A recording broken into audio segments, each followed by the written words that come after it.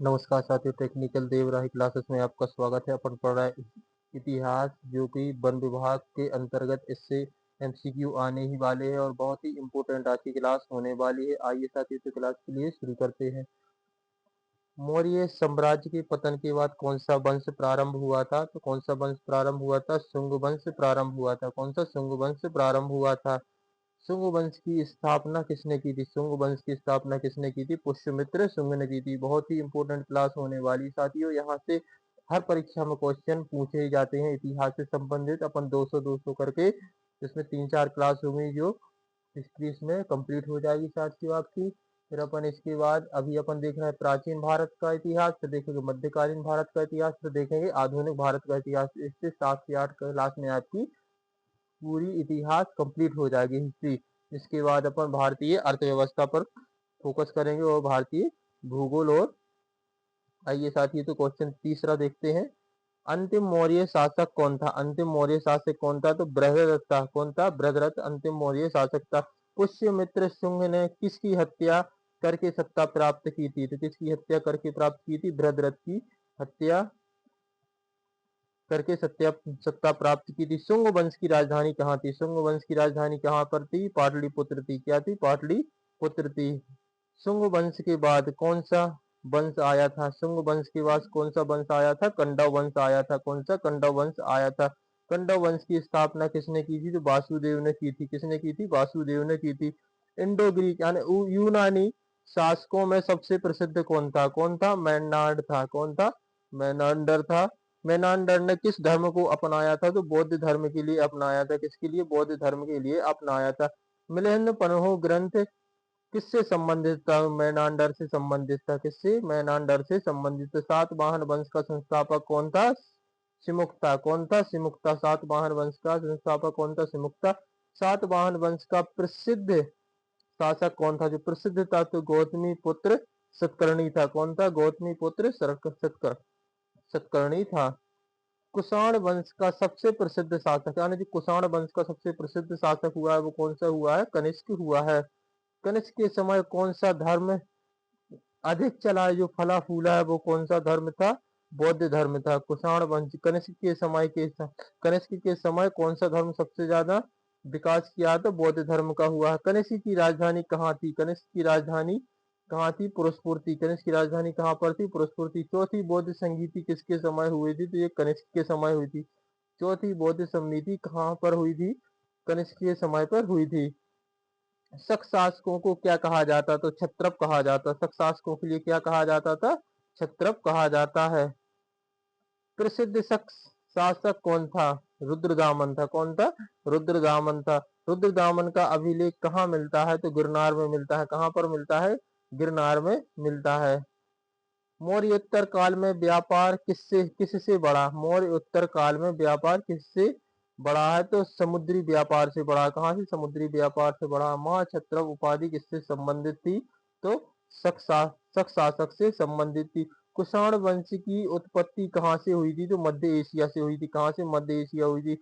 कनिष्क के दरबार में प्रसिद्ध चिकित्सक कौन था? तो कौन था? चरक था। कौन था? चरक था। कुषाण काल में कौन सी कला प्रसिद्ध हुई है? कुषाण काल में कौन सी कला प्रसिद्ध हुई थी? गंधार कला प्रसिद्ध हुई है। गंधार कला किससे प्रभावित हुई थी? यूनानी कला से प्रभावित हुई है। सातवाहन काल में भाषा कौन सी थी? कौन सी भाषा थी? प्राकृतिक भाषा थी। सातवाहन वंश किस धर्म के संरक्षक थे? तो ये ब्राह्मण धर्म के संरक्षक थे। नहपान किस वंश में था? नहपान किस वंश में था? तो ये शक था। शुंग काल में कौन सा धर्म प्रमुख था? तो ब्राह्मण धर्म प्रमुख था। मौर्योत्तर काल में सिक्कों का प्रचलन किस धातु से किया गया था? सोना से किया गया था। देवपुत्र उपाधि देवपुत्र उपाधि किसने अपनाई थी? देवपुत्र की उपाधि किसने अपनाई थी? कुषाण शासक ने। किसने? कुषाण शासक ने अपनाई थी। सातवाहन काल में स्त्रियों की स्थिति कैसी थी? जो सातवाहन काल है उसमें स्त्रियों की स्थिति कैसी थी? तो अच्छी थी। कनिष्क किस धर्म का अनुयायी था? तो किस धर्म का अनुयायी थे? बौद्ध धर्म का अनुयायी था। कुषाण काल का प्रसिद्ध बौद्ध विद्वान कौन था? तो कौन था? नागार्जुन था। कौन था? नागार्जुन था। नागार्जुन नागार्जुन किस शाखा से संबंधित था? तो महायान से संबंधित था। सातवाहन काल का प्रमुख बंदरगाह कौन सा था? कोंकण क्षेत्र था। कौन सा था? कोंकण क्षेत्र था। अमरावती कला किससे संबंधित है? अमरावती कला किससे संबंधित है? सातवाहन से संबंधित है। कुषाण काल में कौन सी भाषा का प्रयोग हुआ था? ग्रीक प्लस प्राकृतिक भाषा का प्रयोग हुआ है। शुंग वंश का अंतिम शासक कौन था? तो देवभूति था। कंडव वंश का अंतिम शासक कौन था? सुशर्मन था। कौन था? सुशर्मन था। किस शासक ने सुदर्शन झील का पुनर्निर्माण करवाया था? कौन सा शासक ऐसा हुआ है जिसने सुदर्शन झील का निर्माण कराया है? तो रुद्रदामन का निर्माण कराया है। रुद्रदामन ने सुदर्शन झील का निर्माण कराया है। कुषाण काल में रेशम मार्ग का उपयोग कहाँ पर हुआ? तो व्यापार के लिए हुआ है। मौर्योत्तर काल में भारत का किस देश में अधिक व्यापार था? तो रोम में था। रोम रोमन सिक्के भारत में कहाँ से मिले हैं? तो दक्षिण भारत से रोमन के सिक्के मिले हैं। सातवाहन काल में भूमि दान को क्या कहा जाता था? अग्रहारा कहा जाता था। कुषाण काल में बुद्ध की मूर्तियां पहली बार कहाँ बनी है? तो गंधार में बनी है। शुंग काल में किस स्तूप का विस्तार हुआ? तो सांची स्तूप का विस्तार हुआ है। किसका? सांची स्तूप का विस्तार हुआ है। सातवाहन वंश में शासकों ने अपने नाम के साथ क्या लगाते थे? माता का नाम लगाते थे। सातवाहन काल है जिसमें माता का नाम लगाते थे। मौर्योत्तर काल में समाज की प्रमुख विशेषता क्या थी? तो क्या थी? वर्ण व्यवस्था थी। कुषाण काल में कौन सा बौद्ध संप्रदाय प्रमुख था? तो महायान प्रमुख था। अब गुप्त काल से संबंधित इसमें आगे क्वेश्चन देखिए साथियों। गुप्त काल से पहले भारत में कौन सा काल था? कौन सा काल था? मौर्योत्तर काल था। गुप्त काल से पहले कौन सा था? मौर्योत्तर काल था। मौर्योत्तर साम्राज्य का पतन कब हुआ? मौर्योत्तर साम्राज्य का पतन 185 ईसा पूर्व में हो गया था। शुंग वंश की स्थापना किसने की थी? तो पुष्यमित्र शुंग ने शुंग वंश की स्थापना की थी। कंडव वंश का संस्थापक कौन था? वासुदेव था। सातवाहन वंश का संस्थापक कौन था? सिमुक था। कुषाण वंश का प्रसिद्ध शासक कौन था? कनिष्क था। इंडो ग्रीक शासक मेनांडर किस नाम से जाना जाता था? मिलिंद पन्हो के नाम से जाना जाता था। मिलिंद पन्हो किससे संबंधित है? मेंडार नाग देश से संबंधित है। शक शासकों को क्या कहा जाता था? तो क्षत्रप कहा जाता था। महाक्षत्रप उपाधि किसने धारण की थी? शक शासकों ने की थी। किसने की थी? शक शासकों ने की थी। शक शासकों। सातवाहन काल की भाषा कैसी थी? सातवाहन काल की भाषा कैसी थी? प्राकृतिक भाषा थी। कुषाण काल में कौन सी कला प्रसिद्ध है? तो गंधार कला प्रसिद्ध है। कौन सी कला? गंधार कला प्रसिद्ध है। गंधार कला किससे प्रभावित हुई थी? तो यूनानी कला से प्रभावित हुई थी। चौथी बौद्ध संगीति किसके समय हुई थी? कनिष्क के समय में हुई थी। सातवाहन काल में प्रमुख धर्म कौन सा था? तो कौन सा था? ब्राह्मण धर्म सबसे ज्यादा प्रचलित में था। कुषाण वंश की उत्पत्ति कहाँ से हुई थी? मध्य एशिया से हुई थी। रुद्रदामन किस वंश का शासक था? तो शक वंश का शासक था। रुद्रदामन का अभिलेख कहाँ मिलता है? रुद्रदामन का अभिलेख कहाँ पर मिलता है? गिरनार में मिलता है। सातवाहन वंश का प्रसिद्ध शासक कौन था? गौतमी पुत्र सतकर्णी था। कुषाण काल में किस धर्म का विकास हुआ? तो बौद्ध धर्म का विकास हुआ है।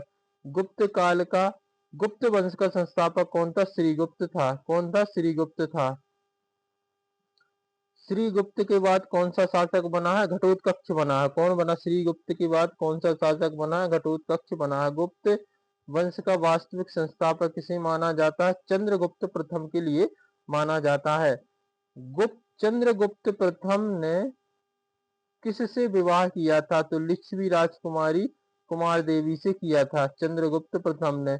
गुप्त संवत की शुरुआत कब हुई थी? 319 से 320 ईसा पूर्व गुप्त संवत की शुरुआत हुई थी गुप्त वंश की। गुप्त काल को किस नाम से जाना जाता था? स्वर्ण युग। गुप्त काल को किस नाम से जाना जाता? स्वर्ण युग के नाम से जाना जाता था।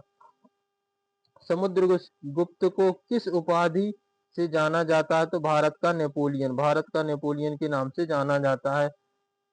समुद्रगुप्त की विजयों का वर्णन किस अभिलेख में मिला है? तो प्रयाग प्रशस्ति में मिलता है। प्रयाग प्रशस्ति किसने लिखी है? तो हरिशेन ने लिखी है। चंद्रगुप्त प्रथम के सिक्कों पर किसका चित्र था? तो कुमार देवी के सिक्कों का चित्र था। चंद्रगुप्त किस वाद्य यंत्र में निपुण थे? तो वीणा में निपुण थे। किसमें थे चंद्रगुप्त? वीणा में निपुण थे। गुप्त काल में कौन सी भाषा का विकास हुआ? तो संस्कृत भाषा का विकास हुआ। गुप्त काल में किस धर्म का संरक्षण हुआ है? तो हिंदू धर्म का संरक्षण हुआ है। गुप्त काल में किस नीति का पालन किया गया है? तो दिग्विजय दिग्विजय नीति का पालन किया गया है। गुप्त काल में प्रशासक कैसा था? तो विकेंद्रीकृत था। कैसा शासन था? प्रशासन था जो विकेंद्रीकृत था।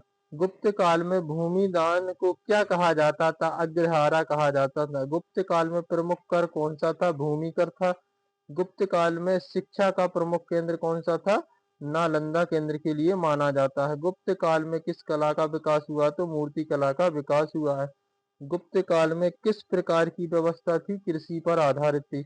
गुप्त वंश के शासकों की उपाधि कैसी थी? महाराजाधिराज थी। कैसी थी? महाराजाधिराज थी। समुद्रगुप्त का उत्तराधिकारी कौन था? तो चंद्रगुप्त द्वितीय था। समुद्रगुप्त का उत्तराधिकारी कौन था? चंद्रगुप्त द्वितीय था। चंद्रगुप्त द्वितीय को किस नाम से जाना जाता था? विक्रमादित्य के नाम से जाना जाता। चंद्रगुप्त द्वितीय को विक्रमादित्य के नाम से जाना था। बहुत ही इंपोर्टेंट। विक्रमादित्य के दरबार में कितने रत्न थे? 9 रत्न थे। कितने रत्न थे? 9 रत्न थे। कालिदास किसके दरबार में थे? चंद्रगुप्त द्वितीय के दरबार में थे। गुप्त काल में सबसे प्रसिद्ध वैज्ञानिक कौन था? आर्यभट्ट था। आर्यभट्ट की प्रसिद्ध पुस्तक कौन सी थी? आर्यभट्ट थी। आर्यभट्ट की प्रसिद्ध पुस्तक कौन थी? तो आर्यभट्टीय थी। गुप्त काल में दशमलव प्रणाली का विकास किसने किया था? आर्यभट्ट ने किया था। गुप्त काल में लौह स्तंभ कहाँ स्थित है? तो दिल्ली में स्थित है। लौह स्तंभ कहाँ पर स्थित है? दिल्ली में स्थित है। गुप्त काल का पतन किसके आक्रमण में हुआ था? हुण हुण के शासनकाल में गुप्त काल का पतन हुआ है।